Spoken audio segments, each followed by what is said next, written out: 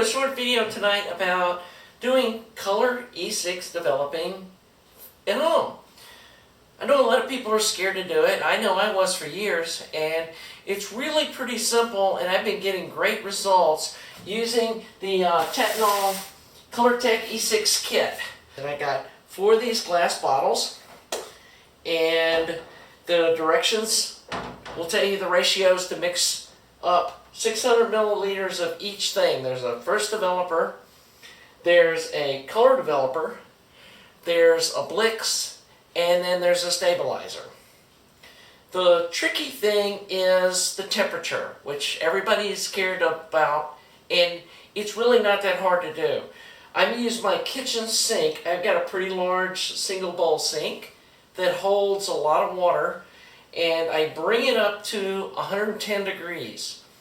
And by doing that, it gives it time to warm up all the chemicals as the temperature slowly comes down to the 100-degree mark that we need for developing. The first developer is really the only one that's super critical. You have to keep it within a half a degree. Between the baths, you're supposed to wash for 2.5 minutes, which I do in a sink downstairs that has a hose connected to it, and then I come back and do the next bath. So we're letting the stuff come up to temperature, and I'll come back once the temperature is stabilized. Okay, the water's getting close to the right temperature. It's about 102 degrees. So first I'm going to go ahead and put my nitrile gloves on. This chemistry you probably don't want to be sticking your hands in. One of the first things we want to do is you want to pre-soak the film. And our instructions tell us to do it at the temperature for 5 minutes. So you can go ahead and just use some of the water that's in your sink and fill up your development tank, and then just put the drum in the water. We'll be using the water bath with the drum as we're developing to keep the drum and everything at the right temperature. Anyway, we'll let this film warm up, we'll let the temperature come to the perfect temperature, then we'll start developing our film. Okay, the film's been soaking now for 5 minutes, and I've got my thermometer in the first developer bottle, and it's just over 100 degrees, so we're ready to go. We pull the tank out because it's nice and warmed up. We stop the timer, reset it. We know we're going to go 6.5 minutes on this first bath. Shake this around a little bit when it's about halfway done so we get all this purple stuff out.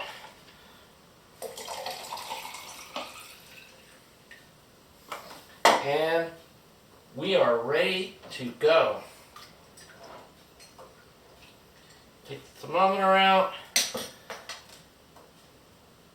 pour the developer in, and start the timer.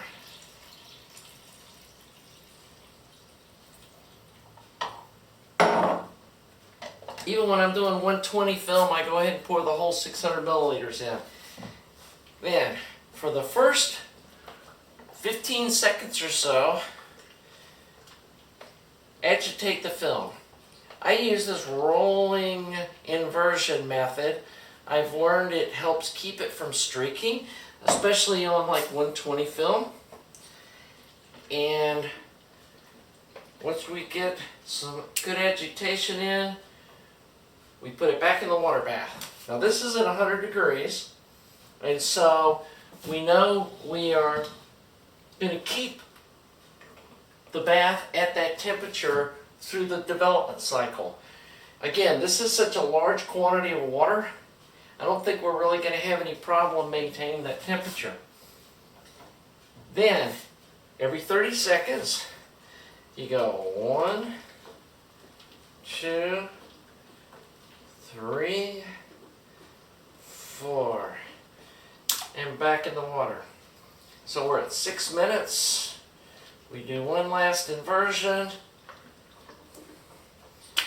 and then me start getting a little water running. You want to try to have it as close to 100 degrees as we can get it. But the key here is the timing, and there's our time. We're up. So I pour it back in the bottle.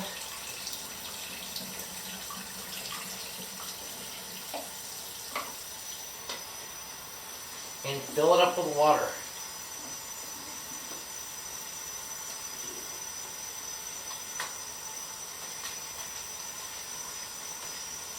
And we just did our first development.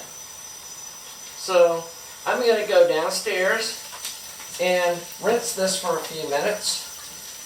And I'll be back when we're fixing to do our next bath. Okay, so we have our first wash done. And so we're ready for the next bath, which is the color developer. Now, the color developer isn't nearly as critical about the temperature.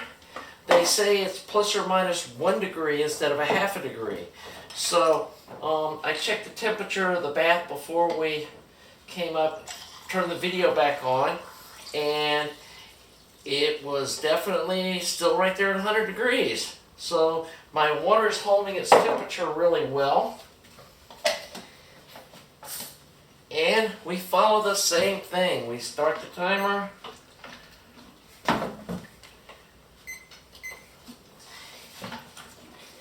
And do our inversions.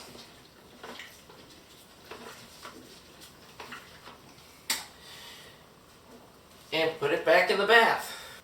And again, I will dump some water in here to stop the color developing, and then I'll go downstairs and rinse it.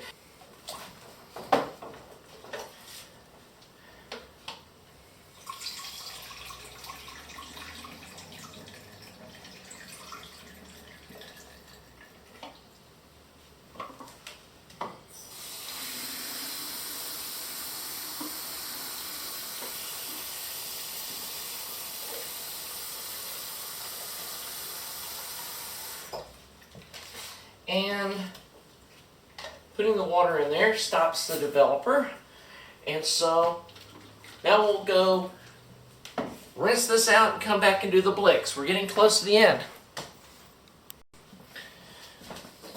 Okay, back from rinsing the color developer out, and we're fixing to do what's, I think, the nastiest of the chemicals, the Blix. And this is definitely some strong smelling stuff. And I would not want to get this on me. Put the lid on. And this, I think you can do a little stronger agitation on it to make sure that you get it fixed really well. I do like shooting film. The whole process of it is just fun. And even this, while I used to be really scared of it, it's part of the enjoyment I get out of shooting film, is just the whole chemistry, analog part of it. There's still kind of a mystery to me with shooting film that you really don't get with a digital camera. But we're right at the end of this bath, so we're going to dump this nasty stuff back in here. Okay, we got the final rinse done, so all we've got left to do is the stabilizer. And it only has to go in for a minute, so we're going to reset the clock here and pour in our stabilizer. That goes in for a minute, and that's it for the stabilizer. And again, just a real short rinse with some water. photo flow. And it only needs to stay in there for just long enough to wet the film. And then after we dump this out,